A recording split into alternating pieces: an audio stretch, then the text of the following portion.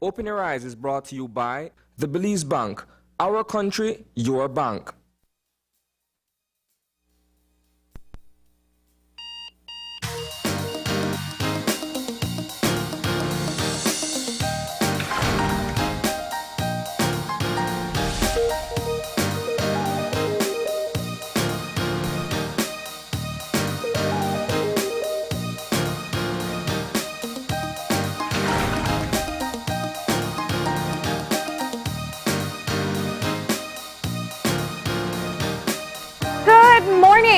Welcome to Open Your Eyes. Start your morning right.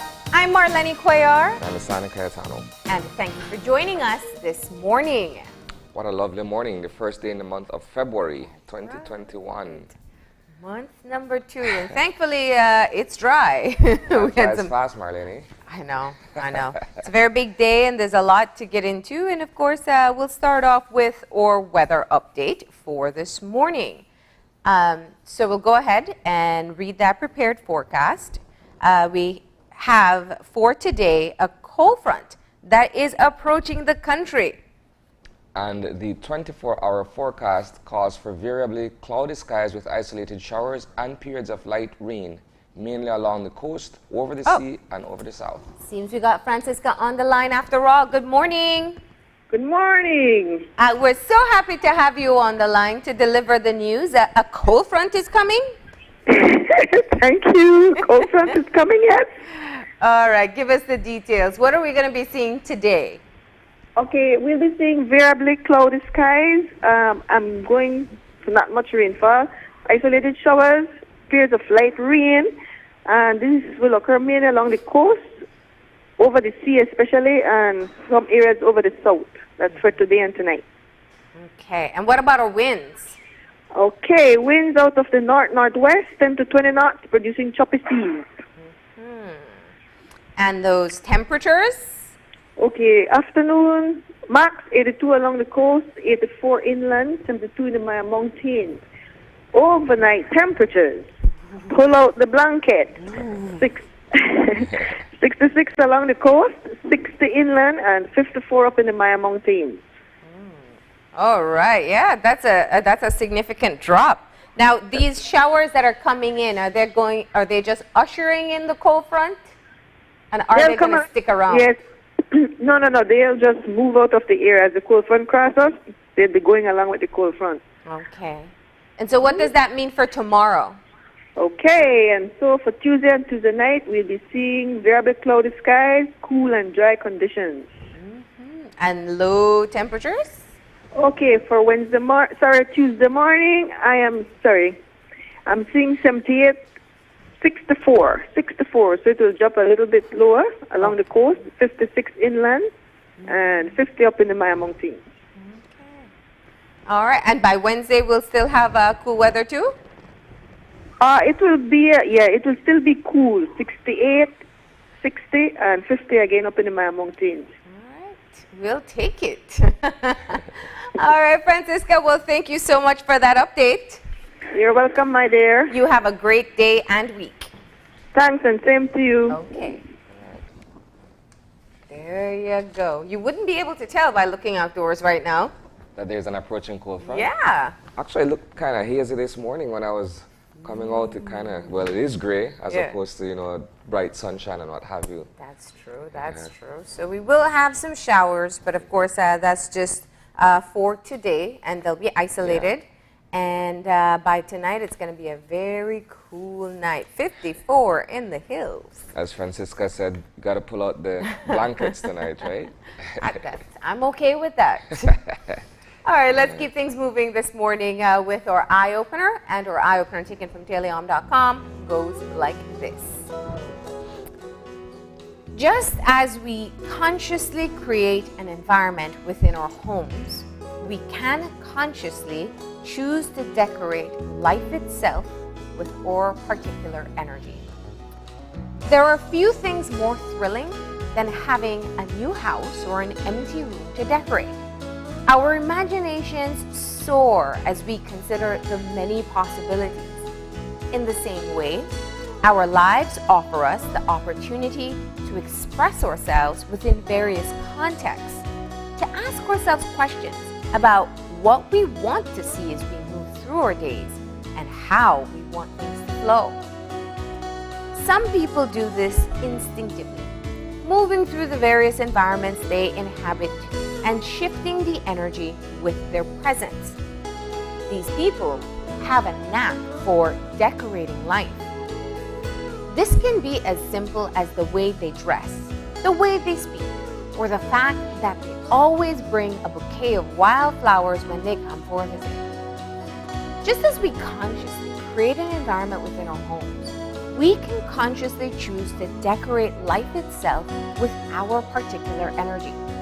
Ideally, in doing so, we express our deeper selves so that the adornments we add to the world make it more meaningful, more beautiful, and as welcoming as a beloved home.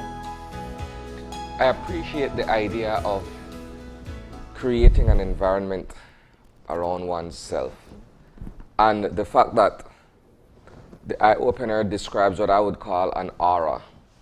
When someone walks into a room, there's a certain energy that comes along with that person, and you can easily pick up on that. Either they come in with a certain radiance in their personality, either it's the way they dress or something that stands out about that individual. Now, speaking for myself, for instance, right? When I wake up in the morning, I tell myself, okay, this is how I want to present myself to my friends, my family, my colleagues at work, or what have you. And then I'm able to create that environment. I'm able to operate and function within that environment because mentally, that's what I tell myself I'll set out to do. Now, there are people who go about doing things differently, and it's a matter of us seeing it as them bringing something to the table. That's how I look at it as well. So that's my take. It's a beautiful way to describe what you bring to the table anytime you enter a room, and it can be anywhere. When you talk about decorating your home, and I know you do love getting into home improvement. Yeah. You know, you think of all the things that will make it better, that will make it more comfortable. And imagine shifting that to the idea of what you bring when you enter into any space, your workspace, your home space, or even just casually being out to people. And seeing whether or not you are kind of like that disgusting chair that you keep bumping into that makes no sense. Or if you are, you know, the bright flower or decoration that's somewhere within the room. And I really love that. I think ideally it shows us that we do, even when we have our own things to deal with, every person is going through their own thing. You do have to consider what type of energy you're giving off to other people. I know people like that. I know people that the minute I see them, you know, I'm going to feel uplifted just because of the energy that they bring.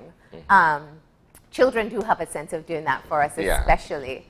But even adults sometimes can be able to do it. And it's not that they're happy all the time. It's just the energy that they choose to give off. And so, you know, starting a new month, starting a new week, what a better, I mean, it's such a great reminder as to how we can function. So when you step into a room, what exactly would you be adding to it? Beautiful eye-opener. All right, so that's our eye-opener for today. And now we're going to shift gears, getting into some of the big stories from this past weekend and what we can look forward to in the week ahead.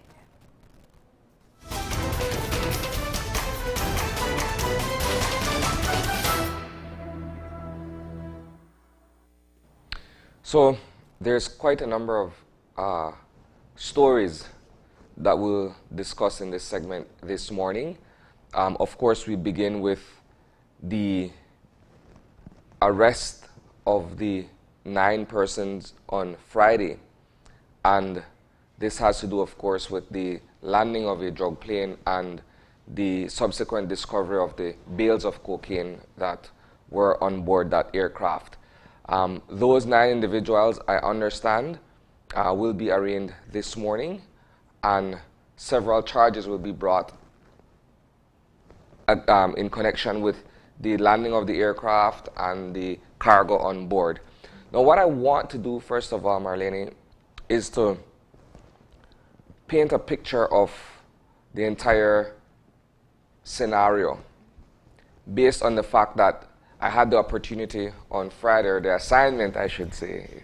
I can't say opportunity. I'm making it. Yeah, I'm making it seem like it was an easy assignment. But I was out there on Friday. It was a very, very difficult hike. I kept describing to my colleagues that it's not for the faint of heart in terms of walking in that thick mud to get to the location. It's quite a rather remote location between Lemon Isle Village and Crooked Tree Village. This is in northern Belize district. And while we did not get as far as to where the lagoon was, it's safe to say that this is a very far-flung area of Belize district. And so upon arriving on the scene, we were able to see the remnants of the aircraft that had been set on fire several hours earlier, right? And so the description given by the police department in terms of them responding to the scene was that when they got to the lagoon, they observed two boats. One, which was the speedboat that they could not keep up with or could not catch, and the second one, which is the vessel that contained the 9 individuals who have since been arrested. At least that's the account given by the Commissioner of Police formally, right? So that is what we're looking at. Now, this morning, I understand that the arraignment will be held not within the Belize district jurisdiction, but in Orange Walk, from what I'm being told, right? So again, that is the first point within this conversation. The second major point here is that when I look back in our archives and I look for major drug busts, right? Airplane landings, you can't help but notice that officers are being called in connection with the drug trafficking activities, right? I remember and I'm not calling a specific date here, it's just an example that I'm highlighting. I remember the landing of an aircraft on the Southern Highway several years ago. This was around the 19th of November because folks were heading down south to the annual Battle of the Drums when they came across an airport on the highway. And immediately in the aftermath of that discovery, several persons were also arrested, including some police officers, right? Then there's the other one of the landing of the aircraft in the Blue Creek area, where officers once again were arrested and charged in connection with that. And here now we're looking at not one or two, but several from various units of the police department. And in this case, including an officer of the Belize Defense Force who is the driver of the commandant. So it just goes to show the extent to which those who are sworn to protect and serve and enforce the law are also involved in this kind of illicit activity. So I just wanted to put that there. Yeah, definitely. And the Commissioner of Police, I think on Friday, admitted that much, that they are aware that they're, and beyond the planes that have been intercepted or found already landed, we've seen of recent cases where police officers are found with drugs in their vehicle and have been charged as well. So it is definitely, I think, an issue that needs to be tackled. The question is how they plan to do so, what type of investigation is going into knowing how deeply rooted this problem is within our security forces. We've always known, and I think you don't have to just paying attention to what happens. There have to be people on the ground in Belize who are assisting, and they have to be people who are feel emboldened to be able to go. I mean, there's curfew for one, so technically, if you're moving around, you should be raising red flags. So all of these things, I think, are issues that we have been hearing about, not so much hearing as to what's going to be done in really taking a look at the problem and deciding where we're going to go. It's a tough situation because, in essence, what the department is tasked with is to enforce the law, and for the department to look within itself to weed out these rogue cops, because that's essentially what they are. When you run afoul of the law purposely, then you become a criminal yourself, and your job is to be able to arrest and detain crime, right, and criminals. So that's the first thing. Yeah. I'll leave that there for now. So that's one of the issues that we wanted to discuss. The other issue, today being the 1st of February, is the fact that we're now under a new statutory instrument that determines the curfew, determines other areas within the scope of the COVID-19 response, right? So tonight we go back to 10 o'clock. Today, also being the 1st of February, the Curacao Free Zone opens. And of course, gyms are now able to resume. Churches are now also able to you know, hold service with a certain capacity. Yeah, so we're operating under a new structure, so to speak, as the numbers continue to go down. We are in the 200s now, right, in terms of the number of COVID infections active. So that is the existing state of affairs that we come into today being the 1st of February, right? Secondly, Marlene, well, thirdly in this case, the People's United Party this past weekend has been a rather active weekend in terms of political matters and you know, the respective slates being put together for the municipals that are coming on the 3rd of March. So we're inside of a month, we're just about a month away from the election of a new local government, and this is across 9 municipalities in the country. I know that over the weekend the People's United Party held a convention here in Belize City where a new slate has been elected from among members of the party to contest the March 3rd municipals. There's also a slate that was formed in Benqueviejo as well over the weekend. And I know that, you know, across the country these activities are ongoing as both mass parties prepare for the upcoming vote. So that's what we're looking at, Marlene. Yeah. That is what we're looking at. It was, you know, I passed by on Saturday, and the activity over at the Belize Elementary School, you know, people were out there in full force, you know, bringing their delegates and you know, campaigning for that vote and what have you. Some would say, you know, there are concerns about what measures were put in place to ensure that, you know, people followed what the regulations are. Again, we're in COVID time, so there are certain measures that need to be adhered to. What I can say, however, is that there were police officers on hand to sort of manage the flow of traffic and persons coming in and out of the elementary school compound. So it seemed to have, you know, went by without incident. Yeah, definitely. You know, I think that any event, we're always concerned of the proper prevention measures that are being put in place. You know, one of the things that was very clear in Friday's press conference when the new regulations were relayed to the public was that we can't get complacent. One of the things I know that we are still waiting to hear about is the tests that have been sent out to CARFA and to Baylor College to find out what strains are in country. I know Minister Shabat said on Friday that they should get the results over the weekend. We're hoping that we'll get an answer to that very soon. Of course, those tests would have been from, I'm guessing, a week or 2 weeks ago, because we've been hearing about it being sent out for a while. So we do know that other countries are actively monitoring strains because the new strains, the new variants that have been detected are known to be more transmissible. So we definitely cannot get complacent at this time. Yeah. So those are essentially the points that we wanted to raise.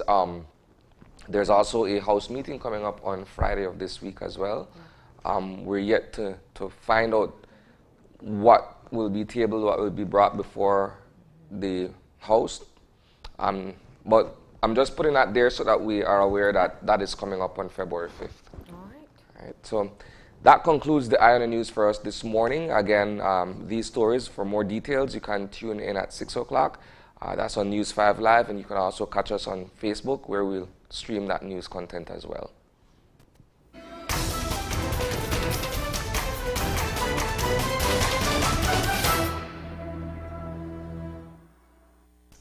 And of course, we are going to be diving deeper into these new COVID regulations and the implementation. Of course, that responsibility falls on the Ministry of Home Affairs. And we're going to be joined by Minister Musa to talk about the new COVID-19 measures that come into effect today. And since that's a two-part conversation, the other topic that we will be discussing this morning in the show is with the Fitness Association. That is the plan by gym owners to reopen while adhering to the new statutory instrument. So that's going to be the second conversation. That's right. So we're looking at how we are functioning with the new COVID regulations. We'll hear directly from Minister Musa about the implementation and what we can expect. And then we'll focus in on the gyms. That's what we have in store for you. We're going to go ahead and take a break. And when we come back, we'll get our conversation started. Please.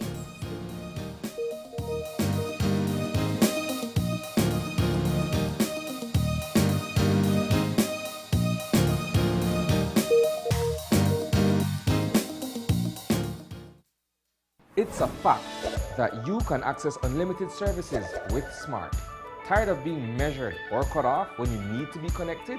It's a fact that when you sign up for Smart's Plus plan, you get unlimited talk, text, and unlimited data. And it's a fact that you can sign up with your group of up to 5 members for Smart's Share plans and up to 40 members for Smart's Enterprise plans for unlimited talk, text, and data. Smart has the true unlimited plans. That's a fact. Be smart and live smart.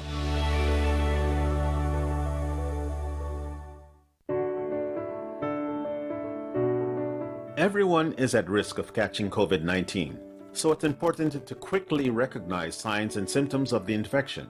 The most common symptoms are fever, dry cough, and tiredness or fatigue.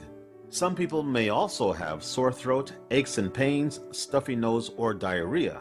But a few people have also reported pink eye or conjunctivitis, headache, loss of taste or smell, a rash on skin, or change in the color of fingers or toes. Emergency warning signs that require immediate medical attention are extreme difficulty breathing, severe constant pain or pressure in the chest, becoming confused, unable to talk or move, bluish lips, face, fingers, or toes. For more information, call 0800 MOH-CARE. Help keep Belize safe.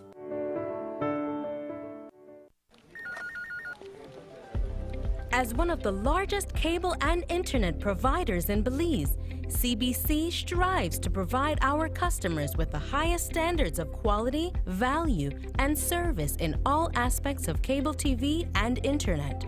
Monitoring our systems closely, our technicians combine creative planning and state-of-the-art technology with years of experience and training to develop and provide the most reliable and advanced cable and internet service to exceed your expectations. For CBC and our team of talented engineers, technicians, and customer service representatives, delivering less than the very best is never an option.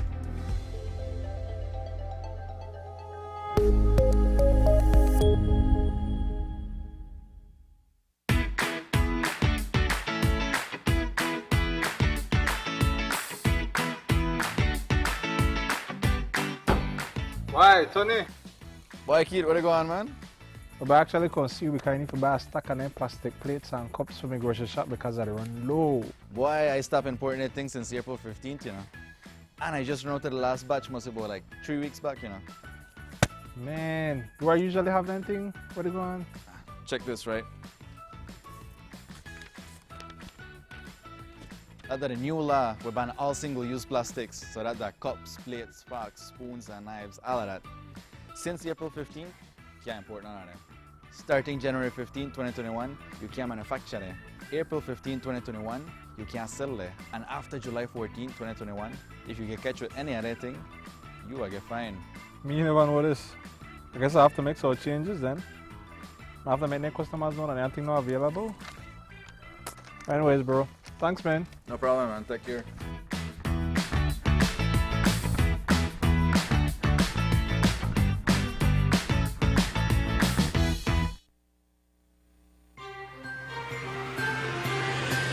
Today's COVID update is brought to you by Fulltech Systems, your technology center, where you'll come for the price but stay for the service.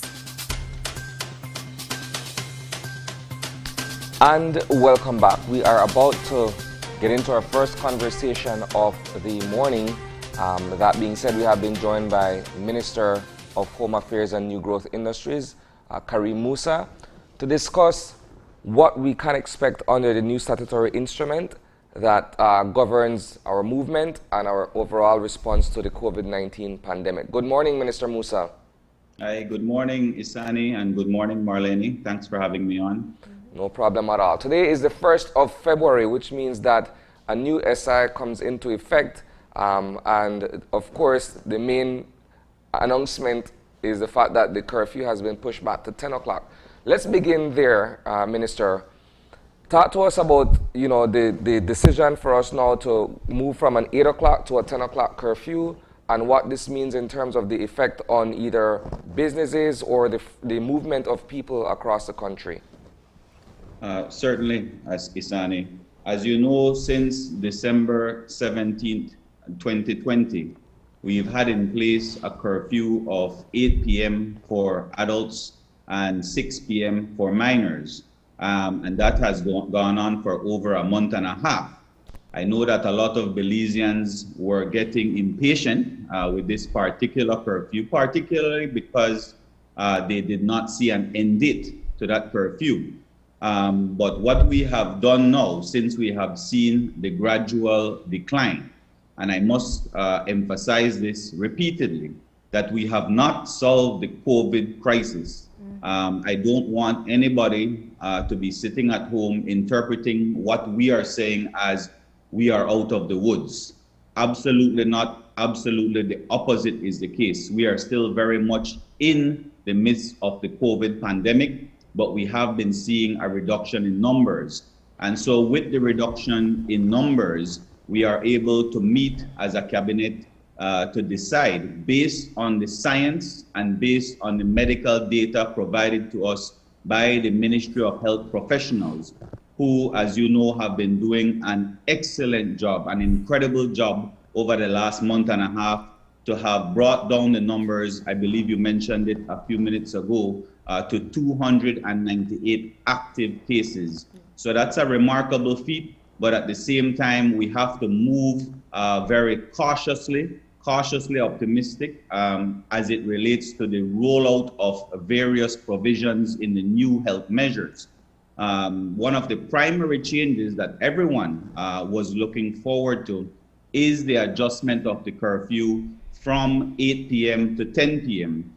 And I could say that this was a change that was coming primarily, a request coming primarily from the business sector, especially restaurants operating not just in the Belize district, but all across our country, because restaurateurs were saying that they were only able to have one seating of guests. So they would even have to start early around 5:36 and then would have to close up shop by 7:30 in order to allow their staff and their guests to get home. And so especially when you look at San Pedro, all the tourist destinations, San Pedro, Kikaker, Placencia, Cayo, all of these restaurateurs were saying, listen, if we're able to move it up to 10 p.m., it could work. We would be able to satisfy all our guests and they would be able to get home safely. So that was one of the main changes that Belizeans were clamoring for, and that is why we have adjusted it to 10 p.m. If I could just be allowed to make one small clarification from Friday as it relates to the curfew for minors, and this is a very important clarification, because while we do have a curfew for minors at 6 p.m., what we had said on Friday when we launched the new SI is that minors could not be out beyond 6 p.m. and that only in situations where the parents or guardians are picking up their child to take them home would that be allowed.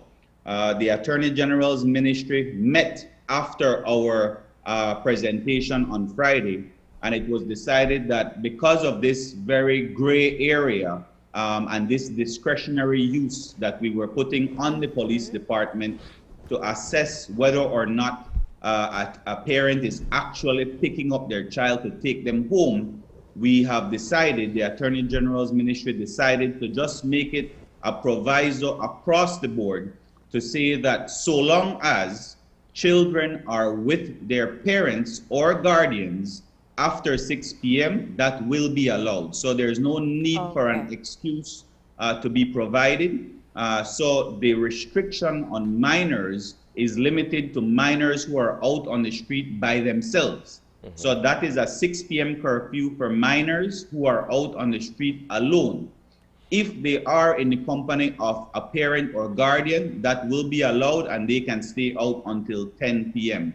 So I just thought that was a very important clarification coming out, because I could tell you from the last set of regulations, that was the number one gray area, number one question that everybody had, because a lot of working parents were asking the question, but what about having to pick up my child from his or her grandmother's house and getting home in time for 6 p.m. So there was a lot of issue about that, and we had to use our discretion in the police department, but that won't be necessary any longer. So between 6 to 10 p.m., children are allowed to be with their parents, but not allowed to be out on their own. Very important adjustment there, and I had that on the top of the list of things I wanted to address with you, because it really, I know many parents have been asking the same question, whether it was running errands as a single parent or picking up the children after you go home from work. So now we know that the children can be out once they're in the company of their parents up until 10 p.m. So let's continue with the talks about the curfew. One of the things that we are well aware of is that the shift takes place now, starting today, that the police will no longer pick up and charge people for curfew violations or quarantine violations in general. They will be issued a ticket. Now, Minister, I'm sure you'll appreciate now, being on the job for as long as you have, when people have concerns about discretionary powers, we've seen it play out in the media in multiple instances. What is the message coming down from the top about how officers can exercise these discretionary powers, especially now that it will be simply just issuing a ticket with a hefty fine on the spot? Good question, Marlene. It is important to note that with this change in the enforcement mechanism, it used to be that you would be charged and, if found guilty, fined up to $5,000. And so there is a reduction in the penalty. It is now only $500. And it became necessary because we were seeing a very high rate of infection within the police department, and we were creating a spreader event, so to speak, on a daily basis by having overcrowding cells over at the various police stations, followed by a morning of an overcrowding court system.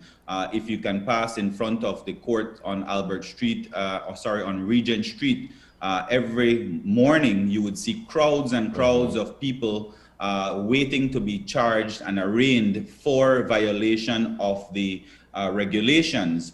And so there was this cluttering of the legal system in relation to these types of cases. And so the normal cases were being put on the back burner because these cases, the individuals had to be arraigned, and this sometimes would go on into the afternoon.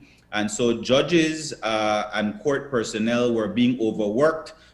Police officers, their lives were being put at risk because they had to engage with members of the public unknowing whether or not they have COVID. And as well, members of the public had to engage with police officers who were facing a spike themselves of COVID. At one point, we had as much as 300 police officers who had to be put on quarantine because they were COVID positive. And so those numbers have gone down, thankfully. But the next thing that you're rightly pointing out is the concern over an abuse of this ticketing system. And I have said time and time again, if a police officer approaches me and says, I am going to detain you, I'm going to take you to the Queen Street cell, I'm going to lock you up until tomorrow morning, that to me is a greater threat to my personal freedom. I would feel more intimidated by that than receiving a ticket. And so the opportunity for an extortion or for a bribe, in my opinion, increases based on the level of threat to you as an individual. So we are aware of situations that people complain that officers, when they approach you and say, we're going to arrest you, there are situations and complaints that have been formally made to the Professional Standards Branch, and those are being looked into, of officers offering to accept a bribe so as not to detain you and to take you to the prison cell.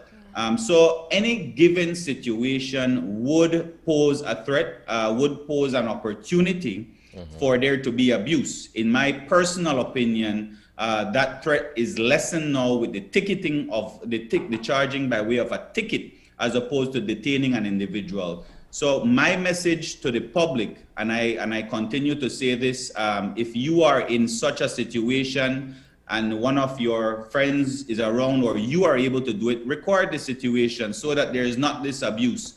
We live in a new age of innovation and technology. Everything can be recorded. If it is you feel as though they're taking advantage of you, kindly record it. Even if you don't have a recording and you are being extorted, we're asking members of the public to do report those officers to the Professional Standards Branch so that we can take action. Let me ask a question here, Minister. So a ticket is issued. Is there a particular time during which by when that ticket should be paid, and where do the individuals go to pay the ticket? Just for clarity. They would appear in the magistrate's court of their jurisdiction. The ticket, you have 15 calendar days within which you are to pay the ticket. Every day thereafter, after the 15 days, there is a $10 a day additional fee that is tacked on to the fine of $500. So Belizeans should be aware that if you do not pay within the 15 days, there's an additional $10 per day that is added on. Now, if it is that you want to challenge that particular ticket, similar to challenging a traffic ticket, a traffic violation, there is a date that will be put on your ticket for you to appear in court. That date is going to be within 7 days of the 30-day expiration, but no more than 14 days. So what am I saying by that? If you're charged on February 1st, you count 30 days from there, and then 7 days after, you'll get a court date, but no later than 14 days thereafter. So either between the 37th day or the 44th day of your receiving that ticket, you will have a court date sometime in between. So it's a 7-day window that you will be given a court date in that period to go and challenge your ticket. And if you are, of course, victorious at court, you don't have to pay your fine. Got it. And going back to the issue of the discretionary power, you spoke of the ticketing system being one way that you're hoping the police officers will no longer attempt to extort persons when they do find them breaking the regulations. But what about targeting or profiling? I mean, we've had so many stories where people openly talk about continuously being pursued by law enforcement persons and maybe even creating scenarios where they have not broken regulations. Yes, I personally have received information as the minister. I would say about 2 or 3 individuals have contacted me in relation to similar type complaints against particular officers, I have taken those matters not just to the Professional Standards Branch myself, but I have also taken it to the Commissioner of Police, who assured me that he would be dealing with it. He would be looking into these particular instances of abuse by officers. And like you said, it is not just situations of extortion, it is abuse. Particularly in Corozal, I can say that I have received 2 complaints of physical abuse against individuals continuously. And 3 police officer names were given to me, and we are looking at those 3 police officers to take action.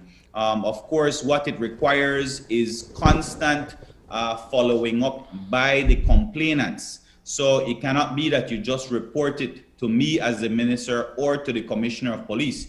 You personally, as a complainant, have to go to the Professional Standards Branch yourself to make the complaint. Thereafter, I can follow up with it, or the Commissioner can follow up with it to ensure that the Professional Standards Branch is looking into it. So you're perfectly right. There are situations where individuals feel as though they are being unfairly targeted, and then we in the department would follow it up by way of the Professional Standards Branch. All right, so what else can we discuss now under this SI? We've tackled the curfew, we've tackled the tickets. What other area of concern should we be looking at?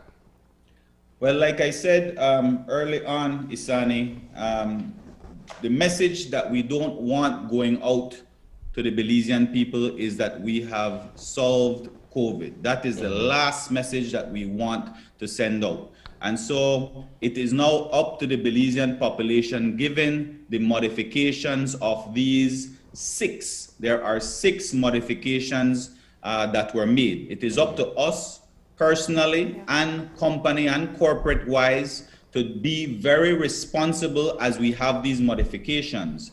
So those other modifications, in addition to the curfew, are the reopening of gymnasiums, which will now be allowed a 50% capacity.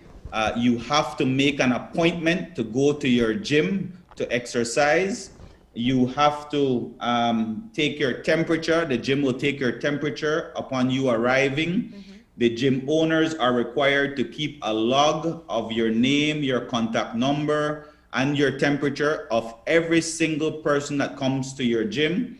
The gym owners and operators are required to sanitize each piece of equipment after use. And of course, the gym must have proper ventilation. So there has to be a cross flow of air. It has to be open. It has to be open air, right? Yes, it has to have proper ventilation.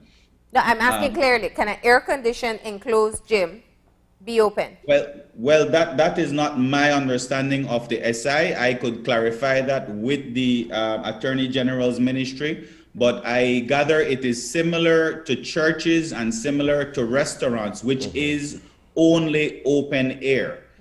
So I would have to clarify that particular point for you, but my understanding is that it is open air to provide for proper ventilation. Okay. And so similar to what you said, the gyms are allowed to reopen at 50% capacity, appointment only, churches as well with 50% capacity, but there's some additional measures there that they can only be open for 1 hour.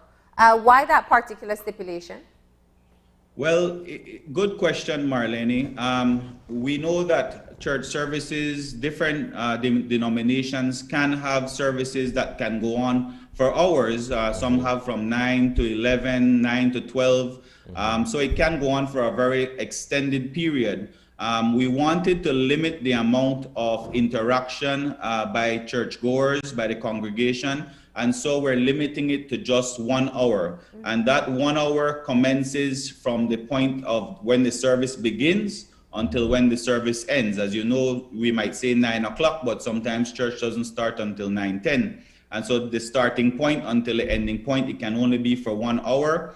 And an important point to make as it relates to churches, because some people may be hearing, oh, now I can go and get married, just have 50% attendance. That is not the case. For weddings and funerals, it is still only up to 10 people for weddings and funerals. And so that is not across the board for churches. It is only for church services that there is this 1 hour period and up to 50% capacity.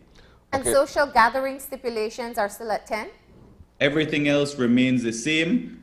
So if I could just go through the other 3 changes. So we have the curfew, we have the gyms, we have the churches.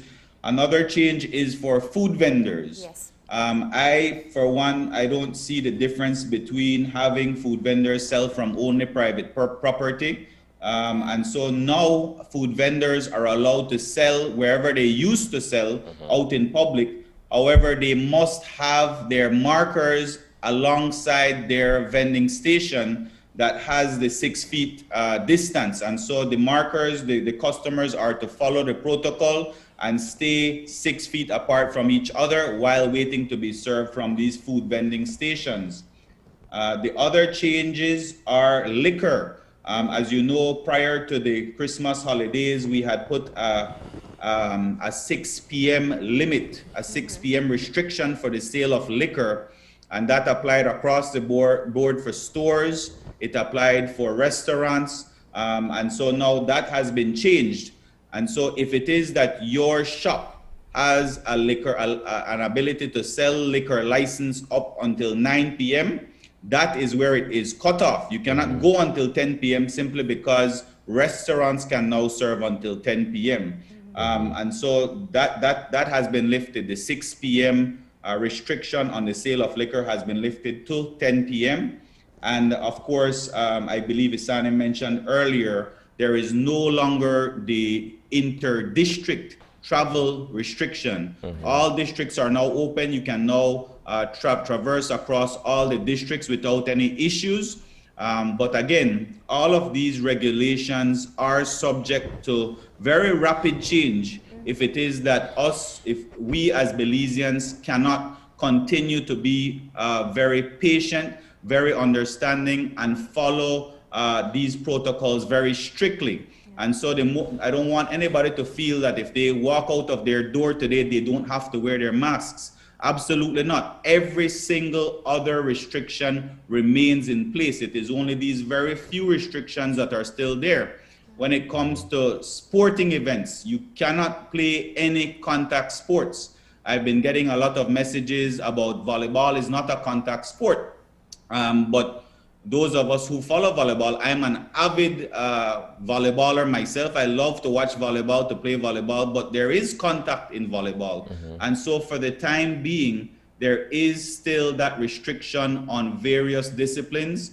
What we are allowing is, of course, walking, running, cycling. We are allowing tennis and golf, these sports that do not involve contact. I've been asked whether or not I can go outside and play football with my child, just kicking the ball to each other. That, in my opinion, is okay because you are not contact. The moment you become competitive is when we have an issue. The moment you're playing five-a-side basketball, that is when we have an issue because there is contact at that point. If you're playing softball and I'm just pitching the ball to you and you are batting, there's no contact there. But the moment that you're playing a competitive game of softball and you're running to the base and a first baseman is going to tag you, then you have close contact. It is a contact sport at that particular point in time. And so we have to understand that there is no contact sports at this time. Let me just get some insight into how these decisions are made. You said it's based on science, but it's also the balancing act that we know the government is now tasked with being able to ensure that business can keep flowing, but also all the loud voices that often emerge who are either dissatisfied or impatient with the regulations in place, they usually come to the forefront. We know the gyms had formed an association and they started to plead their case. The churches have always been vocal, the tourism industry as well. Perhaps soon we'll see sports associations making those same kind of pleas to government as well. So when you sit with I imagine, Minister of Health, and the decisions are made, just how are you making these decisions? Because science would dictate that even sometimes in churches or gyms, it is not necessarily a safe environment. Yes, as you would imagine, these decisions, they come to the fore for discussion at Cabinet. The Minister of Health, based on, like I said, science and data, would bring recommendations to Cabinet for us to discuss. And of course, you would imagine that each particular minister in Cabinet has their concerns. The Minister of Sports, Youth and Sports would have his concerns advocating for his ministry. Various other ministries would weigh in, and that is where the discussion is, that we have to strike the right balance. As you would imagine, the Ministry of Health always would err on the side of caution. We have to understand and respect that our frontline workers have been put under severe strain ever since March of 2020. And so we're approaching almost 1 year of them constantly working on the front line. And so we are very thankful and wary of that. But at the same time, like you said, we have a lot of requests coming in from various sectors, in particular the tourism sector. We are aware that our economy is very much in dire straits, and so we have to find ways in which we can rebound and definitely get the tourism industry going, as well as other sectors like restaurants across the country, very important to our economy. And that is where the balance has to be struck. In addition to sports, you would imagine that bars and casinos are constantly clamoring as well to reopen. And while we hear their voices very loudly, it is important that we do this in a very structured, gradual manner. And so if it is after 1 month, because this particular SI has a life of 30 calendar days, when March 2nd comes around, if it is that we are seeing even greater reduction in the numbers, then we can consider restoring competitive sports like volleyball, like basketball, like football. Those are things that we are all eagerly waiting to put back, so that people can enjoy their recreational activities. But again, it is important that we have a very phased approach to this, a very structured approach as we move forward. And that is where we are today. So how do you monitor? I mean, you're adding some additional details. I know that will require even more manpower to be able to monitor. We have what's happening in the free zone. That's one aspect. But then, come Sunday, who's going to be checking all these churches for start time and stop time? Very good question, Marlene. And that's why it goes back to a personal responsibility and a corporate responsibility, and to some degree a church responsibility. We all have to understand that we are in this together, and so it does not make any sense for you to be cutting corners and trying to cheat the system. Like you said, we don't have that kind of manpower in the police department or at the Ministry of Health to be constantly monitoring, or to put it in another way, babysitting every single BPO or every single church that's operating. It is up to us to realize we are being given this opportunity. We must make the most of it. We must be very responsible with this obligation that is now being put on us as Belizeans, to ensure we are being extra cautious. This is not an opening of our economy at all. Countries all across the world, in the UK, in Poland, they're all closing down. As recent in our region, I think last week, Barbados is on complete lockdown because they have discovered the UK strain in Barbados, I think 3 cases. So we have to look at this opportunity as one where we can, in a month's time, open up even more, or we would have to shut down again and have greater restrictions put in place if it is that we cannot take that personal responsibility serious. But in addition to the police department and the Ministry of Health, these regulations also still contain the provision of services by the JP Association. And so if we are getting complaints of a particular establishment not adhering to the regulations, we can have a justice of the peace assigned to that particular business or gym or church so that they would have oversight over the operations of that business. So that is still in place. We are still very much in contact with the president of the JP Association. This is still a live option for us to have them put in place. And I want to thank them very much, take this opportunity to thank them, because leading up to the Christmas holidays, they did an exceptional job monitoring the various businesses, as you would imagine, which were very overcrowded at Christmas time, but they did an excellent job. And of course, we are now seeing the dividends from that, not just from the JP, but from the police department, and of course, from our frontline healthcare professionals. You know, Belize is unique when you look at the pattern of how things have been going for us. And I think anybody who's been paying attention very closely to what's happening everywhere else in the world, or just here in this region, we are reopening at a time, or we're loosening restrictions, I should say, at a time where everyone is clamping down. Because what is known so far about the new variants of COVID-19 is that it is very easily transmissible, which means you catch it even easier than the strain that was circulating before. I want to ask I think the question was asked at the press conference on Friday, but we didn't get much details. Is there a plan in place that if we get results today that say the variant is in fact detected in Belize, which would be from a sample taken weeks before, so possibly beyond the case detected, is there a plan in place to be immediate in our action and decisive in steps that will be taken? Barbados is a great example. They got the results, and I think within 24 hours, Prime Minister Mia Mottley was on national television publicly saying what was going to change, and they went into the next lockdown.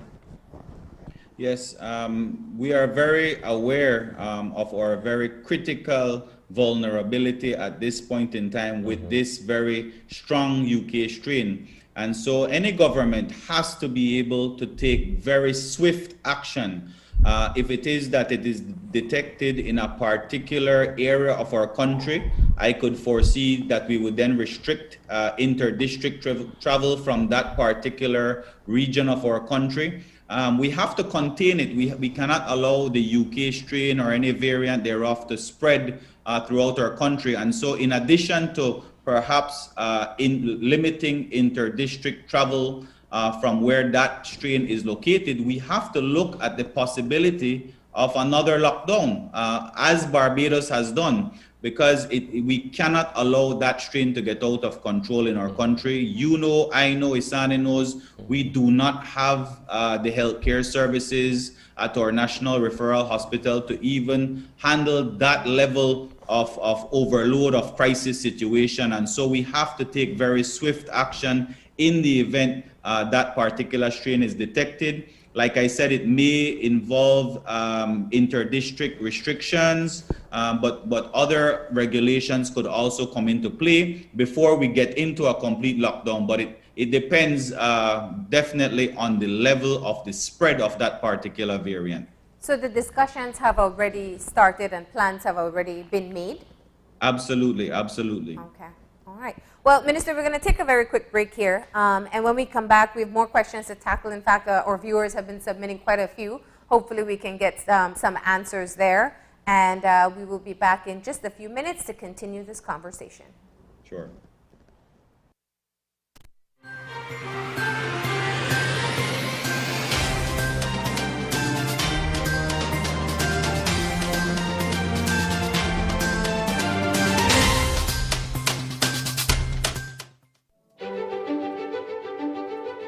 Technology is ubiquitous, and it's transforming how, when, and where we work. Fulltech Systems is placing award-winning devices in the hands of information workers, allowing them to work without compromise in a world without wires, to innovate, create, and to maximize productivity anytime, anywhere, satisfying the needs of the desk-centric remote and field worker and every other worker in between. We are providing the industry's best devices to businesses going through the process of digital transformation. Partner with us today to provide the solutions that will allow your employees to work effectively and efficiently to enhance your customers' experience.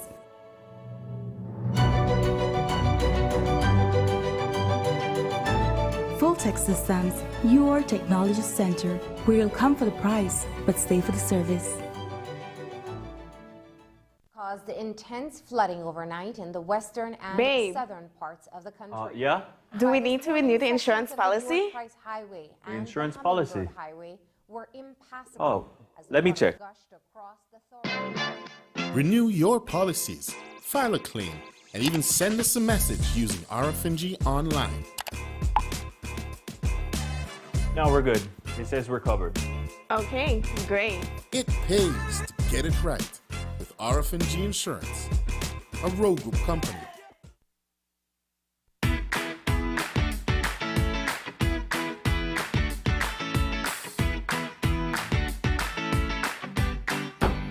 Why, Tony? Boy, kid, what you going on, man?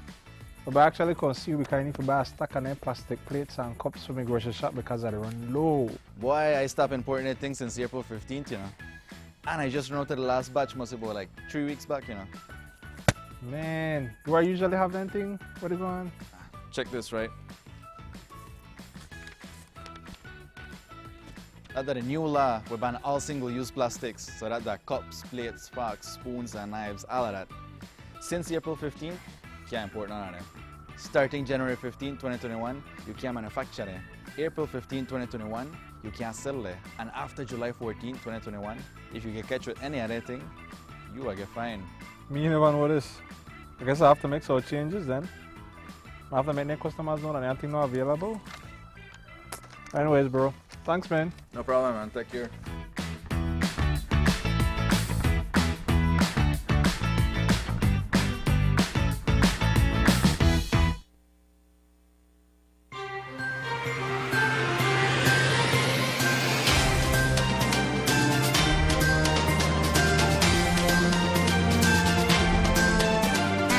Are back, and we're moving into our second segment. This is the second part of our conversation. We still have online with us Honorable Karim Musa, who is the Minister of Home Affairs, and we've been talking about some of the details of implementing the latest COVID-19 regulations. They start as of today, and they continue for 30 days, which is up until March 2nd, the day before municipal elections, right? Mm-hmm.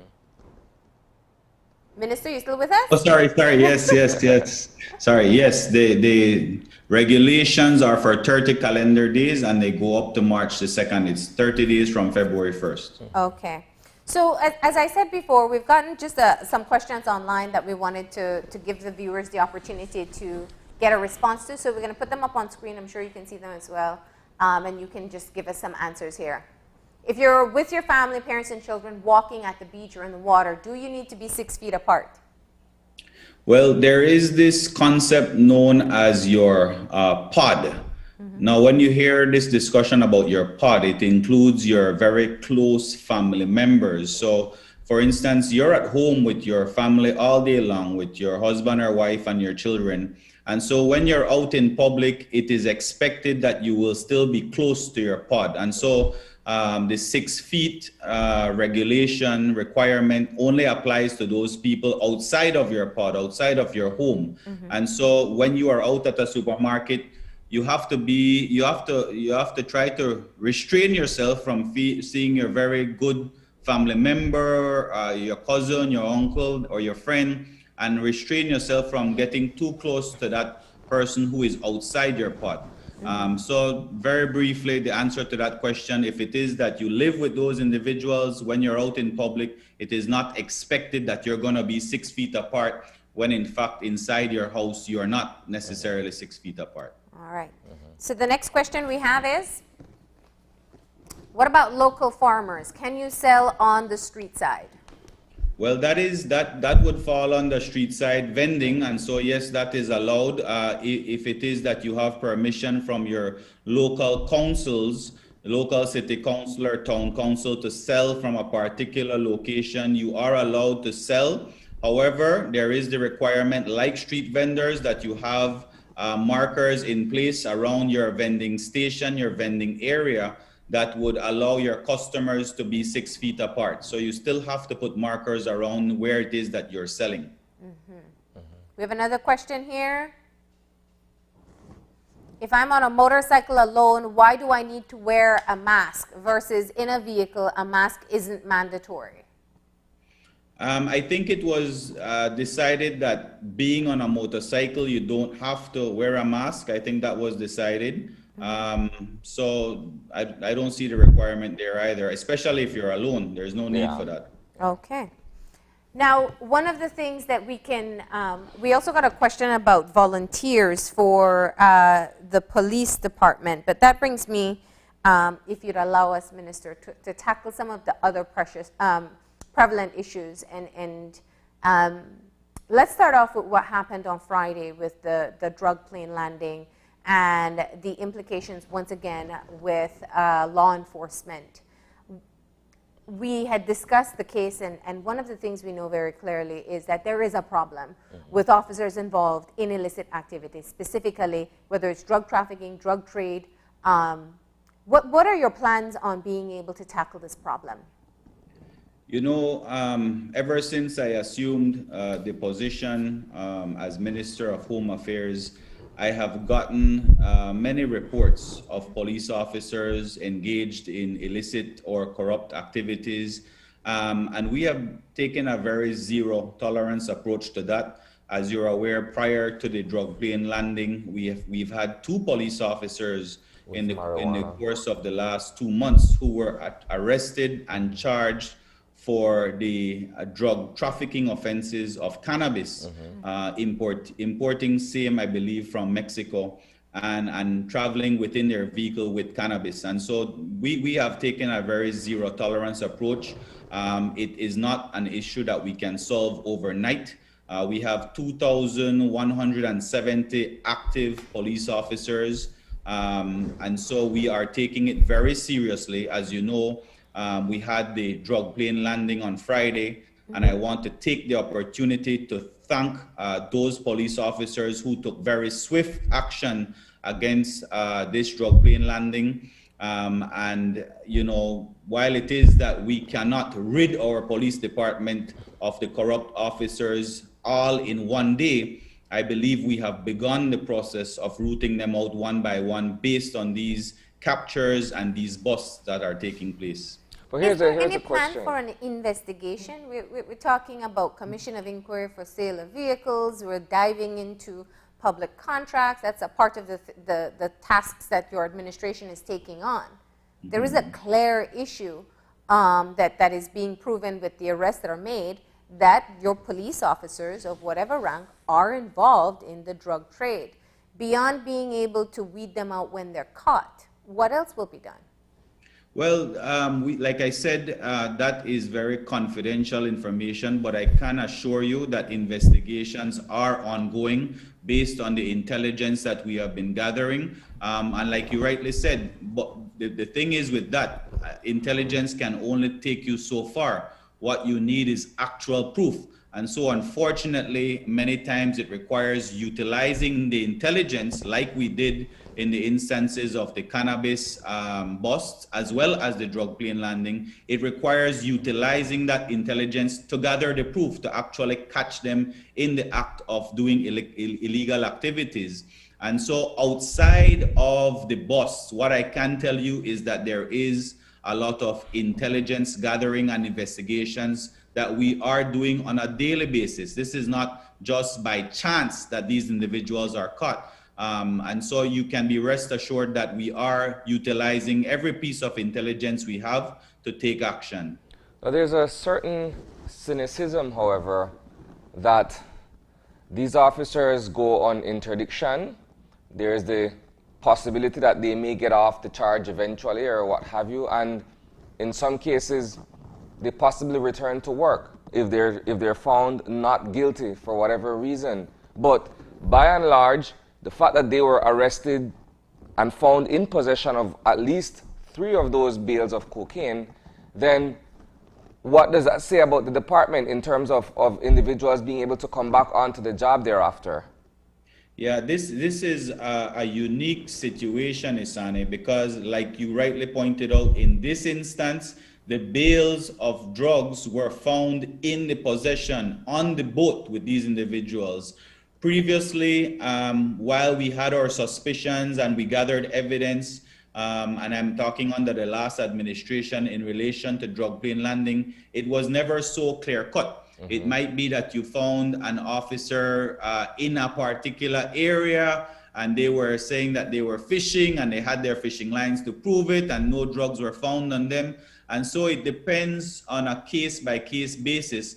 But I fully agree with you that in this particular case, we should see convictions because in this case, the drugs were found in the possession. It's very rare that you actually get a bust like that. And so I would be hugely disappointed, hugely shocked if this does not result in convictions. Yeah.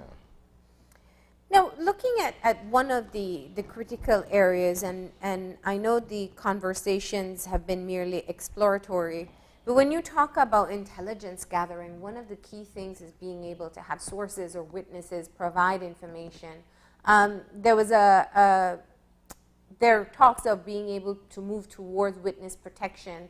How critical is this in being able to dig deeper into a lot of the bigger problems that we're facing, from corrupt actions at top level in government to within the police department to everyday? The witness protection program, in my opinion, is extremely important if it is that we are going to see an increase in the conviction rate in our country. What I can tell you is that up to 90% of the court cases that go before the courts requires a witness statement, somebody giving intelligence, giving information on another individual. And like you're pointing out, many times the witnesses are either threatened or they fear for their lives or they get disinterested in the case after years and years of languishing before the courts. And so it is very important for us to create the type of system that would protect these individuals, protect their identities so that they feel safe actually giving evidence before a court of law. And so in terms of getting convictions, primarily and especially for violent offenses like murder, like burglaries and robberies and that sort of thing, I think that we have to have in place a very effective witness protection program. And so I want to thank the U.S. Embassy. They've been having a series of roundtables along with the justice system representatives like Justice Antoinette Moore. And we've been having a very great discussion surrounding the potential of implementing this type of system in Belize. All right, so my final question, again, we're talking witness protection. You have persons who would ordinarily refrain from coming forward with what they know because they're fearful of their safety or their well-being otherwise. Now, the fact that we're looking at possible ways of enabling persons to come forward with information, I think it has been said or suggested in the past that perhaps witness protection goes along with finding safe places to house these people once they have given information on something major, perhaps like a murder or something that is sensational. Again, this is only exploratory, but has there been any consideration given to moving persons to certain areas of the country or what have you, should they come forward with certain critical information? That is definitely on the table, Isani, but witness protection has various components to it. That is one option of witness protection, but another option that seems more feasible for Belize is the withholding of the identity of the individual who is providing evidence, and we're talking from start to finish. And so what we have been looking at is creating serious penalties if it is that any police officer discloses the identity of any particular witness that has provided information. And so from start to finish, and even after the trial has concluded, it is important and incumbent on us to devise a foolproof formula that would result in the identity never being disclosed. And so it requires various levels of the departments, the magistrates court, the police department. There are a series of applications that have to be made before a court of law in order for you to have this type of witness statement hold up in court and protecting that individual's identity. As you know, Belize is a very small country, and while it is that we would want to relocate somebody from Stan Creek to Corozal, we have to be very real that in actuality, that type of witness protection might not necessarily bode well for our country. So we're looking more at not disclosing the identity of the individuals who are providing very key evidence in a particular case. And what are some of the other policies that you're working on? I know we've spoken about witness protection, but there were many plans that you had going in and taking over this particular portfolio. Well, it's a work in progress. What I can tell you is that we have, in fact, changed the style of policing. At least for the time being, I haven't gotten many complaints of abuse, so I'm very thankful for that. We have tried to focus more on community policing, community outreach and interventions. We now have a new unit, the GI3, that has taken effect from January 1st. And like I said, thankfully, we have not gotten any reports of abuse coming out of that. But a huge part of our mandate as an administration is on utilizing innovation and technology. That is where much of my focus wants to be as Minister of Home Affairs. We have, in fact, a camera room. What many people might not know is we have a camera room with face recognition cameras that can actually zoom into somebody's face from very far away to see that person if it is that they're committing an illegal act. Take, for instance, a situation where two gang members are engaged in a fight. One of them pulls out a firearm and shoots at the other individual. It might be that the victim in that case, because they are a gang member, they might not want to testify or give evidence to the police. But what the face recognition camera provides, we identify who the perpetrator is and we can charge them. We can charge them with discharging their firearm in public, and their illegal firearm at that, if we're able to then locate that firearm. And so there are situations where face recognition cameras can play a huge role. So moving forward, I know that there is a possibility of getting a loan from CABE that would help us, that would aid us immensely in securing additional cameras all across the country, not just in Belize City, but all across the country. And so we are looking at a shift, utilizing technology to aid the conviction rate in our court system. So that's something that I'm really excited about and really focused on as the Minister of Home Affairs. How different is this from the cameras that were installed a few years ago?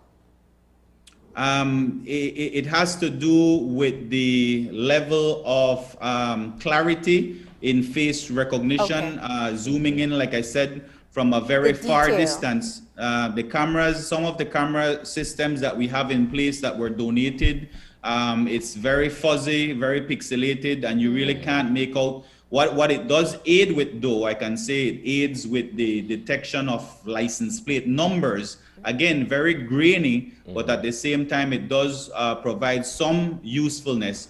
But moving forward in detecting crimes, I think face recognition cameras are going to be an essential component moving forward. So the clarity of the picture that you're getting, you oftentimes hear of HD quality. That's what we're aiming for.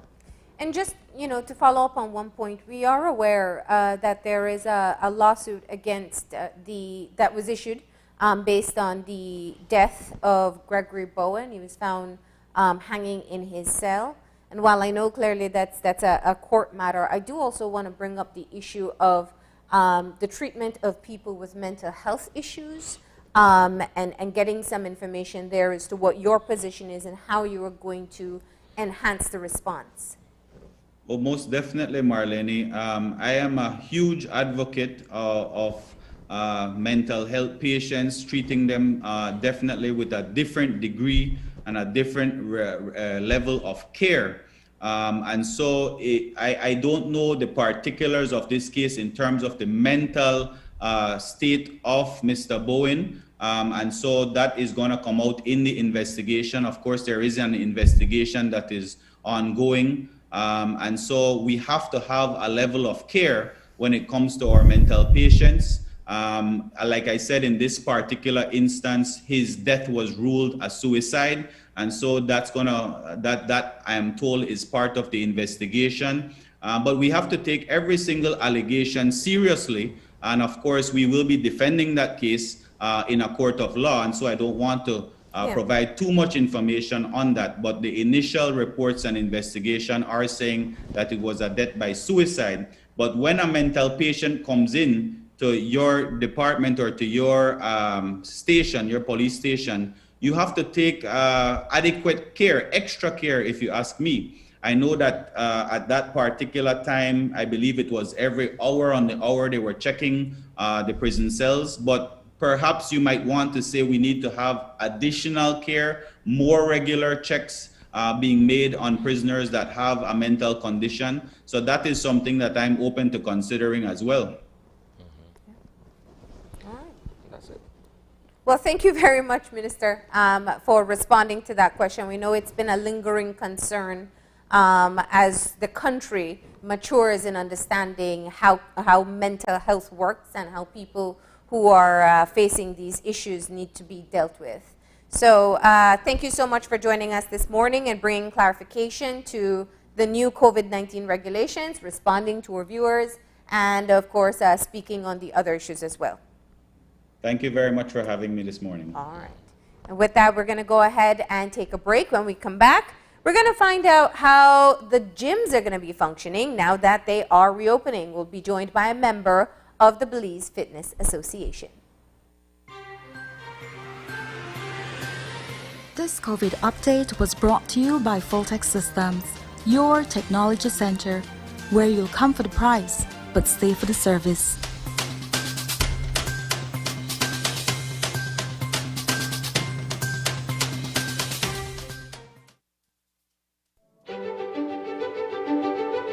Technology is ubiquitous, and it's transforming how, when, and where we work. Fulltech Systems is placing award-winning devices in the hands of information workers, allowing them to work without compromise in a world without wires, to innovate, create, and to maximize productivity anytime, anywhere, satisfying the needs of the desk-centric remote and field worker and every other worker in between. We are providing the industry's best devices to businesses going through the process of digital transformation. Partner with us today to provide the solutions that will allow your employees to work effectively and efficiently to enhance your customers' experience.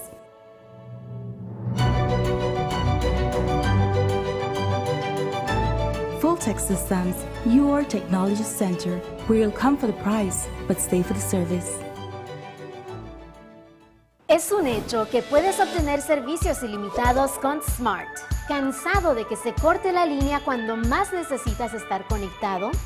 Es un hecho que cuando te suscribes al plan de Smart Plus, obtienes llamadas, textos y datos ilimitados. Y también es un hecho que te puedes suscribir con un grupo de 5 miembros al plan Smart Share y hasta 40 miembros al plan Smart Enterprise para llamadas, textos y datos ilimitados.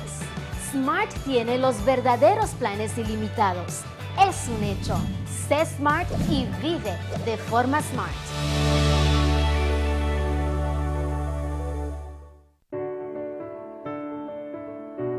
Todos estamos en riesgo de contraer la COVID-19, por lo que es importante reconocer rápidamente los signos y síntomas de la infección. Los síntomas más comunes son fiebre, tos seca y cansancio o fatiga. Algunas personas también pueden tener dolor de garganta, dolores y molestias, congestión nasal o diarrea. Pero algunas personas también han reportado conjuntivitis, dolor de cabeza, pérdida de sabor u olor, sarpullido en la piel o un cambio en el color de los dedos de las manos o los pies. Los signos de alarma de emergencia que requieren atención médica inmediata son dificultad extrema para respirar, dolor constante y severo o presión en el pecho, confusión, dificultad para hablar o moverse, labios, rostro, dedos de las manos o de los pies azulados. Para mayor información, llame al 0800-664-2273. Protejamos nuestra salud. Keeping safe from COVID-19 at your workplace requires 100% teamwork. You can keep earning while keeping yourself and others safe by doing some basic things.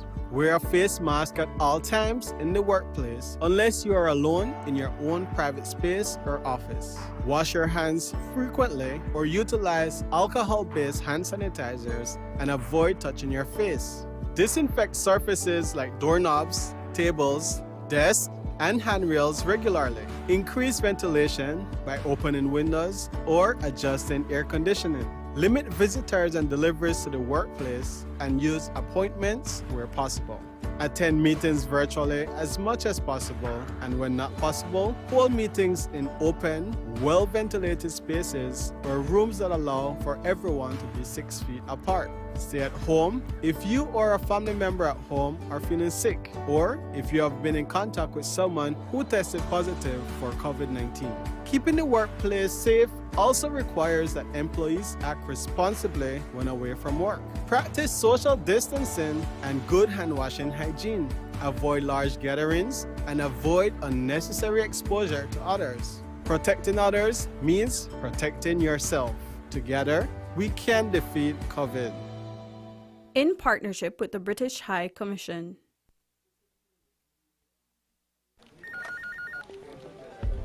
As one of the largest cable and internet providers in Belize, CBC strives to provide our customers with the highest standards of quality, value, and service in all aspects of cable TV and internet.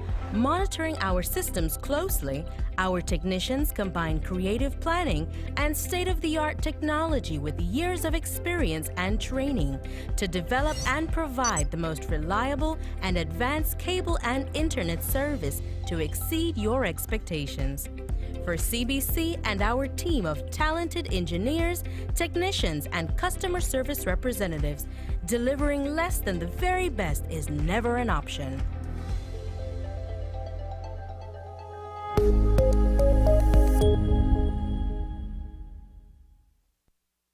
Caused intense flooding overnight in the western and southern parts of the country. Yeah? Do we need to renew the insurance policy? The insurance policy? Were impassable. Oh, let me check. Renew your policies, file a claim, and even send us a message using RFNG online. No, we're good. It says we're covered.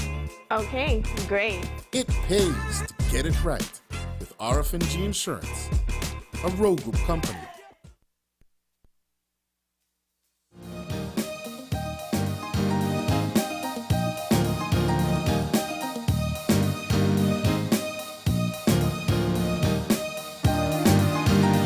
We're back and we're moving into our second conversation for today as we find out more about the reopening of gyms and how exactly it's going to be carried out.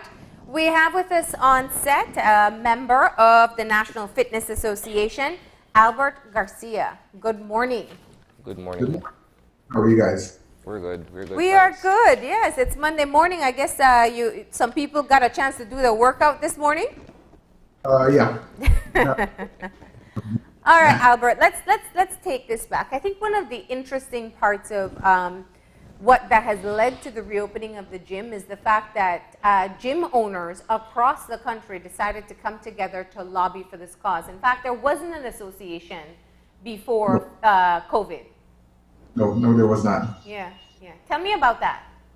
The decision came whereby we looked at it. All gym owners came together and looked at the fact that we felt we were being unfairly scrutinized based on, I would say, misinformation. So we looked at it and we believe that we play a huge part when it comes to really mitigating challenges being faced with the current pandemic, especially when it comes to looking at mental health, looking at physical health, and really helping people cope with all the challenges that comes with COVID.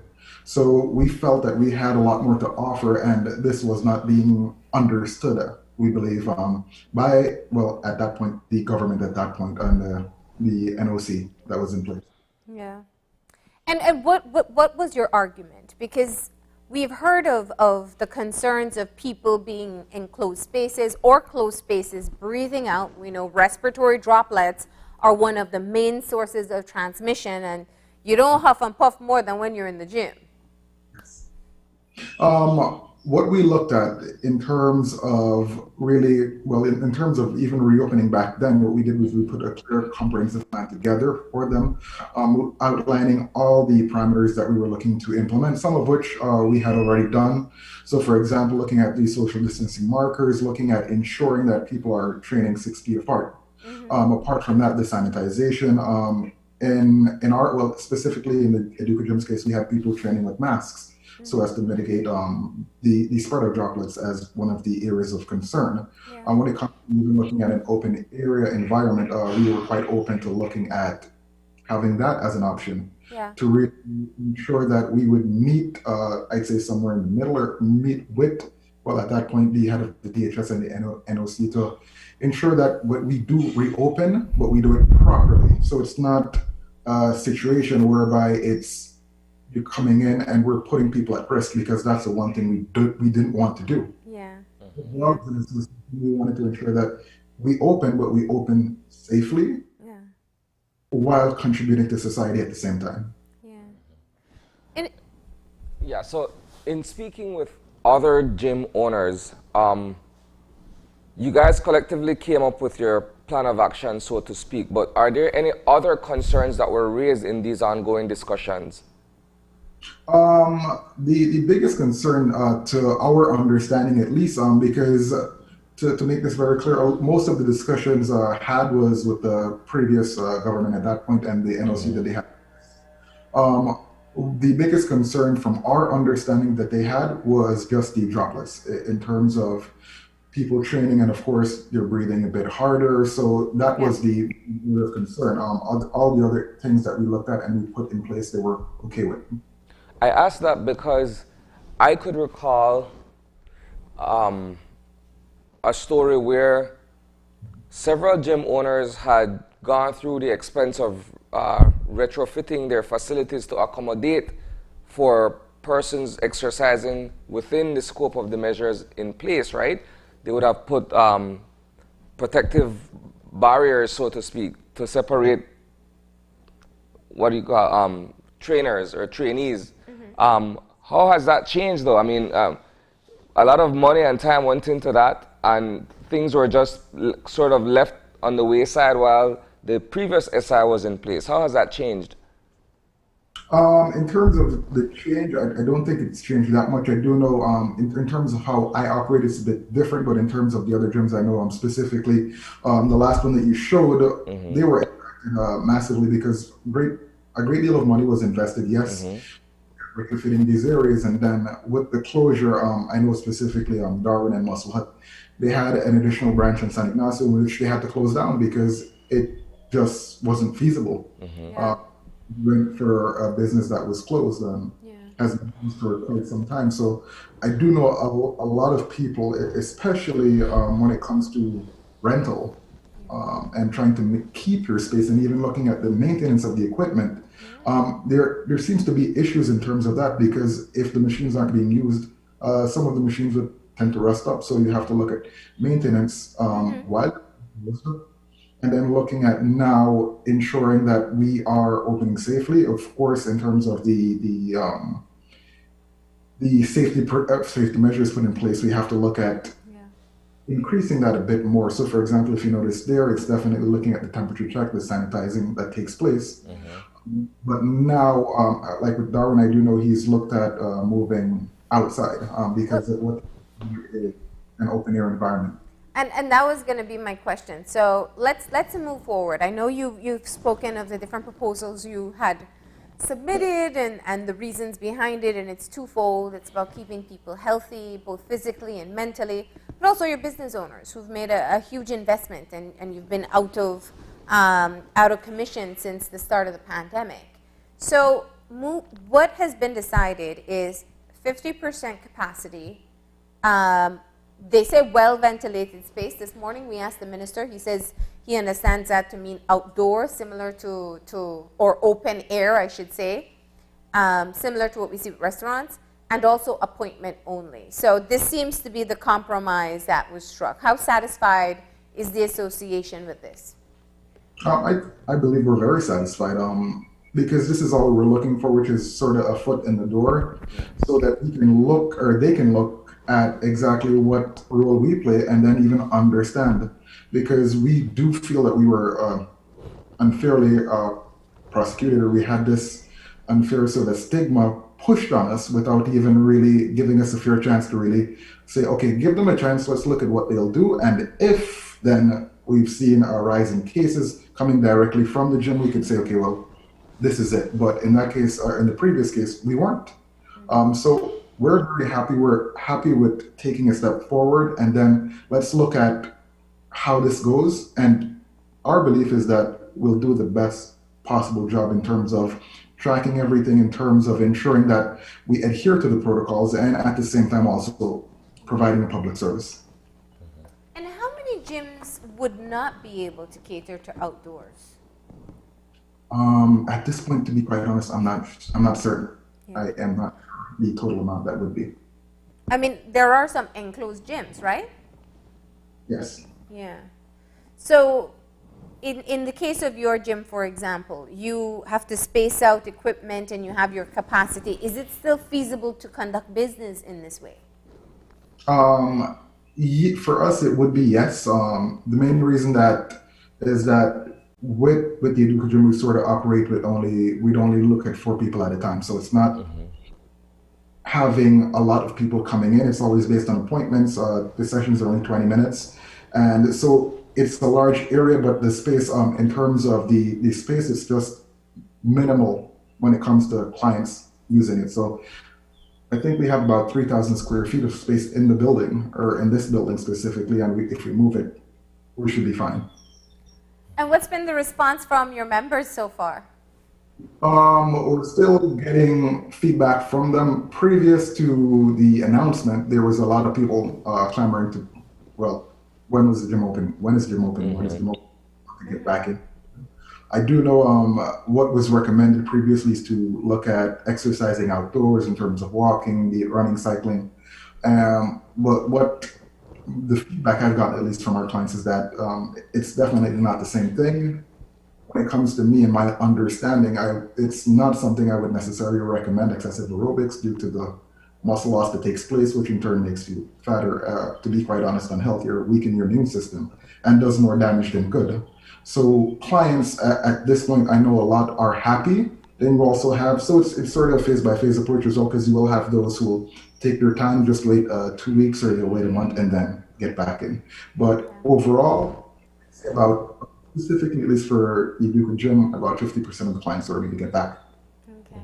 And how does the appointment system work? It's just you get a time slot and... Typically what we would do, they would just book it in with us. We're looking at moving sort of an online platform where they just book it in online, so that they can see what times are available, what times are not, and it makes it easier and a smoother transition, because we want to make sure that you have time, you have, to be quite honest, we have enough space apart from that to check in, ensure that we adhere to this protocol, especially when it comes to checking the temperatures of the people, ensuring that they're logging everything in, because we want to ensure that we put our best foot forward. So now that the the Fitness Association, sorry, is a fairly newly formed body, what are some of the other things that are coming out of the association in terms of either common goals or common concerns as well? What we've looked at when it comes to common goals is the fact that we believe we play a huge part in society when it comes to health. However, there are gaps when it comes to the understanding of what that is. So I do know with previous discussions in terms of, I think this was a couple months back, it's looking at that there is a gap when it comes to education and informing the public. So we think that that's something that needs to be filled, and if it's something we can do, we'd be happy to do it. Yeah. Now, I mean, what's the level of fear? Not fear. How much do you take precautions in your own execution of reopening? You have to look at your staff and the people they'll come in contact with. How strict do you need to be with maintaining cleanliness and keeping all the protocols in place? That is of the utmost importance because, first off, I can speak for myself at least. I have a young baby. So I personally want to ensure that I do every single thing, and everyone in the association wants to make sure that they do everything possible to ensure that mitigate any possible risks. So you'd look at ensuring, for example, even the staff, they're checked. If they're feeling any way, okay, well, just don't come into work. Yeah. From that is looking at keeping the face mask on. Apart from that, with the face shield, and sanitizing every single thing that we use. Even the possibility of even when you're coming into work, use a different tennis shoes in work, to be quite honest. Try and take all the risks out of it, not only for ourselves, but also for the clients. Because I think one of the worst things that can happen, or one of the worst feelings you'd get, is knowing that you unintentionally spread this virus to someone else. And impact on them or possibly one of their family members. And I don't think anyone wants that to happen. And when you look at, when you were putting forward your position on the reopening of gyms, I think one of the things that happens is that we often think that exercise is all for being able to get fit, but there's so many more mental health benefits as well, and even building the immune system. So tell us about that. When it comes to mental health, what you find, especially, I think people are learning to adapt a bit more now, but in general, people can be stressed, and this stress comes from different things. It can be from work, it can be from home, but it's a thing whereby the individual is continuously replaying various thoughts in their head. And these things tend to create a stressor on the body. Now, stress is an Anglo-Saxon word which means to choke. So what you find is the stress it actually chokes off your energy from you. This is because you're running these things constantly in your mind. So like in the gym here, what we do is we let clients know, okay, we have previously, we'll find a way to set this up. We had a box whereby you'd leave, if you have any problems, leave your problems in that box. If you really need them, pick them up on the way back out, but it's not to bring it. Yeah, that's a great way to deal with that. Now, looking at the situation when it comes to the economy, gym membership is an additional bill that people take on. Many are invested in their own health and they see it that way. Do you envision that perhaps even your rate structures and being able to accommodate the situation of what people are facing, unemployment, reduction in salaries, are these things that you have to now take into consideration? Definitely. These are things that we do have to look at. But at the same time, what I do believe is that we play a part, or we would serve as a part of the solution to this as well. I say this because based on my personal experience of dealing with clients, what you find is that the more you can clear the client out, the more you can get them to really put down all of these stressors, if you'd like to put it that way. And these freed out, the more you find that people come up with insights, with solutions to whatever problems they may have, which in turn can also lead to an increase in income. So we definitely have to look at the pricing structure. I think everyone does, but at the same time, we do know that we can create great solutions, I think, not only for the individual, but also collectively as an economy and country, because if you have people with a clearer mind, if you have people who are happier, these people are more likely to do great things as opposed to someone who's stressed or don't have any energy. And what are you going to do to accommodate what are the typical rush hours since you're down to 50% capacity and appointment only? Listen, in terms of addressing that, one of the biggest things is ensuring that people stick to their appointments, that they can get the best possible training done within that time period. With it, the rush hour would typically be in a gym. Well, at least here it's between 5 in the morning till about 7:30, 5 to 7, 5 in the morning. And again, lunchtime and again in the evenings. But having an appointment-based structure, I think it makes it easier because you already know exactly what's happening there, what's the fixed time, and you know you have a certain amount of clients coming in for this time period. So it makes it easier in terms of mitigating, well, the risks, I would say, because you know exactly who's coming in, who's not coming in. But at the same time, when it comes to looking at how does this move forward with the business in terms of challenges that you may be faced,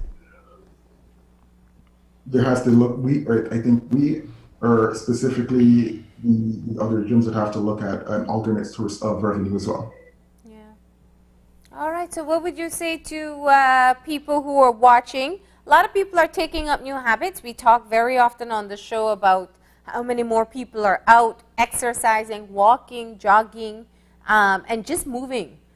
So what would you say to them about how safe it is to go to a gym and the benefits that they can get there? In terms of safety, the safety, I think, is a two-pronged approach. It's looking at also, well, first off, the business in terms of the gym you're going to, but also yourself. In terms that you take all the necessary precautions as well when you're in there, especially when you're looking at it, we're sanitizing everything post-training. So if you're done with one thing, it's always to ensure that you're maintaining yourself or maintaining a clean environment. Not only the business owner, but also you as the individual to take all the necessary precautions to ensure that you can reduce your risk. But when it comes to getting back in, it's something I would highly encourage everyone to do. Because when it comes to the pandemic, they're looking at two major sources of mortality, which is a weakened immune system, which is underlying conditions, or obesity. These are the two main factors that they found that causes death with the current virus. But separate from that, I do know in Belize, we tend to be very high on the list when it comes to non-communicable diseases, which are things that we can easily fix by changing our eating and exercising properly. So it's something that I would advise everyone take up, because one of the challenges I've noticed, or I wouldn't say challenge, but one of the issues people, it's not even an issue, it's just a lack of, I would say, is that you don't realize how well you can feel when you actually exercise, how much better you do feel. So a lot of the times it's a mental struggle for people in terms of they build this thing up about going to the gym. I know people talk about gym intimidation and all of these things, but when you're in there and when you notice how much better you're feeling, how much more energy you have, this makes a massive difference to everything else that you want to do. Yeah. All right. Well, thank you very much for telling us all about the work and the advocacy that went into this. And once again, those regulations now dictate that you can have 50% capacity, appointment only, and of course keeping all the usual safety protocols in addition to logs and temperature checks as people go into your gyms. Thank you. All right, thank you too. We're going to go ahead and take our final break. When we come back, we'll have our wrap-up.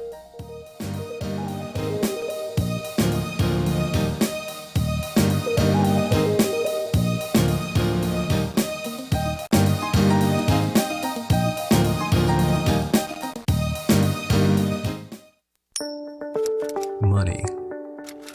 What is it? It's a tool, traditionally made from a small piece of paper or metal and handed from person to person, traded for food, clothes, or anything else you desire. These days, we don't rely on physical money much. Money has become a stream of ones and zeros, endlessly cycling around the globe on a superhighway called the internet. But where did money come from? And where will it go next? Sometimes the best way to see what comes next is to look at the past, and the idea of money was invented way before the beginning of written history. It all started with the barter system. If you were a farmer in these days, leftover crops would be traded for bread from the baker. In ancient China, instead of carrying around hundreds of items around with them, people began to carry small tokens that represented the items that they wanted to trade. Ultimately, these tokens were replaced with abstract circles that could represent any item. According to early writings, Roman soldiers were paid in salt. It is believed that this is where the word salary comes from. The first coin we recognize today were issued in Turkey, and they were made of electrum, a naturally occurring alloy of gold and silver. Moving from coins, paper money was introduced around 700 AD and was developed by the Chinese shortly after they invented woodblock printing. They called it flying cash, as it had a tendency to be carried away by the wind. When Marco Polo visited China in the 1200s, he brought the idea of paper money back to Europe with him.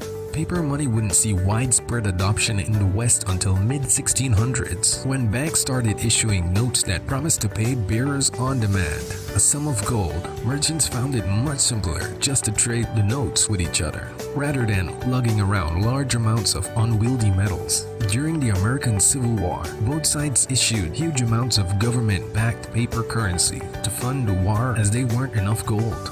Union currency became known as greenbacks. The green ink on the reverse side is a color we still associate with money. Fast forward to 1946, the world's first charge card, named simply Charge It, was introduced. It was limited compared to modern credit cards, but proved such a useful concept that it led to the creation of Bank AmeriCard, now known as Visa, and MasterCard. With the introduction of ATM and cash machines in the 1980s, money had finally entered the digital age, and now everyone need to carry around a debit card along with their PIN number, and they could access their money anywhere that had one of these machines. Then came the rapid growth of adoption of the World Wide Web. Electronic money services had emerged, giving customers an alternative to traditional cash. Coupled with innovative technologies such as chips and pins, people around the world now enjoy making contactless payment at their favorite stores. It's now more clear than ever that our reliance on physical cash is on a steep decline.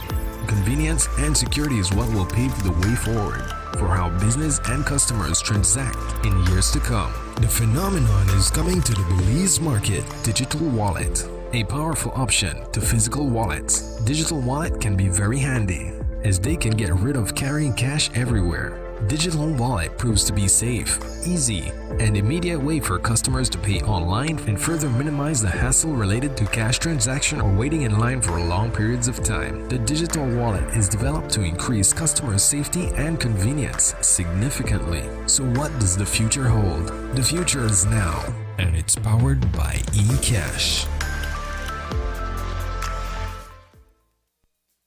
It's a fact that you can access unlimited services with Smart. Tired of being measured or cut off when you need to be connected? It's a fact that when you sign up for Smart's Plus plan, you get unlimited talk, text, and unlimited data. And it's a fact that you can sign up with your group of up to 5 members for Smart's Share plans and up to 40 members for Smart's Enterprise plans for unlimited talk, text, and data. Smart has the true unlimited plans. That's a fact. Be smart and live smart.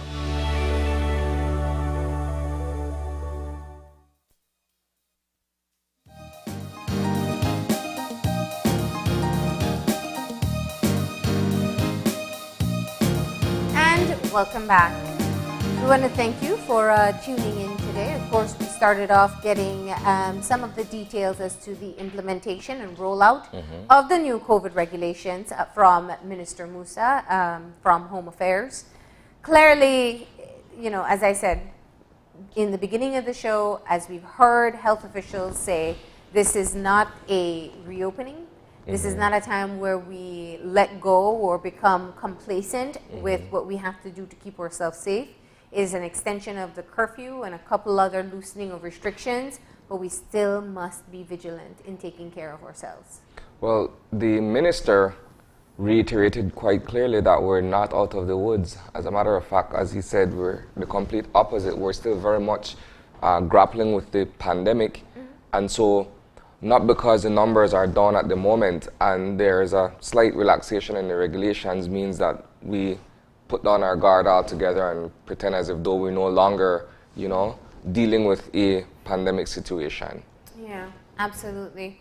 And then we also want to thank the representative from the Fitness Association for telling us all about the way they're going to be reopening the gym. We know that this association came together to really plea on behalf of gym owners across the country.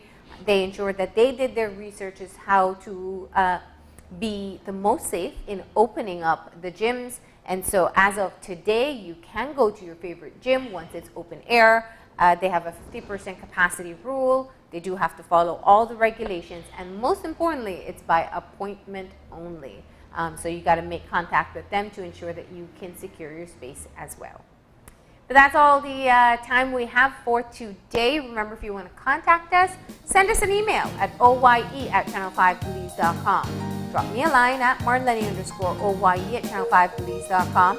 Find us on Facebook at Open Your Eyes BZ and on Instagram at OYEBelize. And remember to tune in tomorrow morning at 6:30 when you open your eyes. To start your morning right.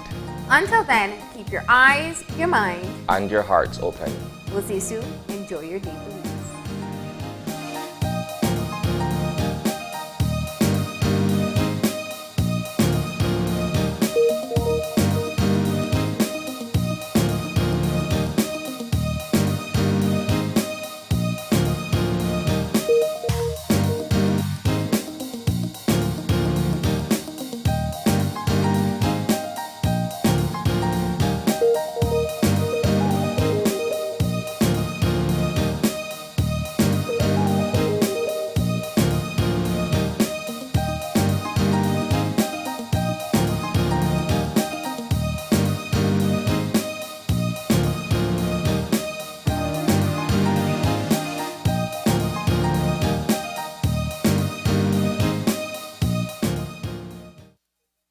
Open Your Eyes was brought to you by the Belize Bank.